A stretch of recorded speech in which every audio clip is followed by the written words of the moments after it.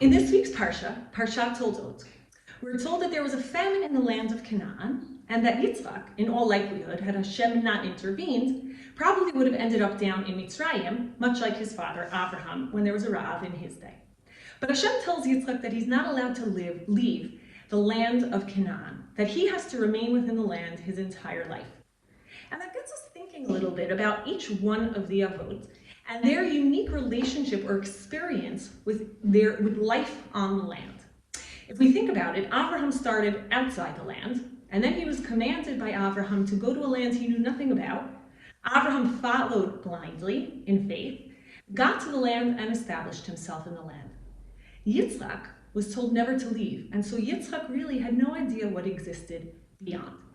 The Ramban talks about the idea that Ma'aseh Avot Siman Labanim, that what happened to our forefathers, and I'm sort of extending the idea of the Ramban here a bit, what happened to our forefathers is never just about our forefathers, it's really ultimately about us.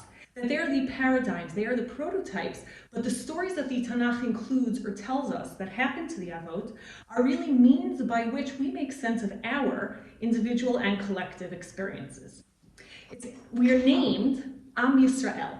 We are named Bnei Yisrael, the children of Yisrael, the children of Yaakov. We're not named the children of Abraham, we're not named the children of Yitzchak. And what's fascinating is that really Yaakov, more than any of the other Avot, embodies in so many ways the experience of Am Yisrael over the millennia. Yaakov lived in the land, then he had to flee because things got difficult. He wrestled many, many years outside the land, also established himself and established a family, but then came back towards the end. Of course, we know at the end of his life, he had to leave again, and he was ultimately buried back in the land.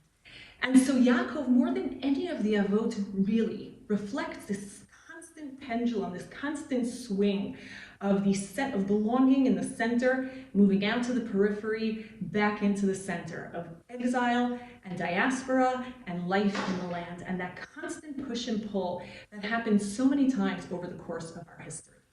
But more than anything, if you think about it, we're named Bnei Yisrael because Yaakov struggled to get back to the land. He struggled with the angel, he struggled with the people he lived with outside the land, he struggled with himself, but ultimately that centripetal force was always at play, and like so many of our ancestors, that centripetal force pulled him back to where he belongs.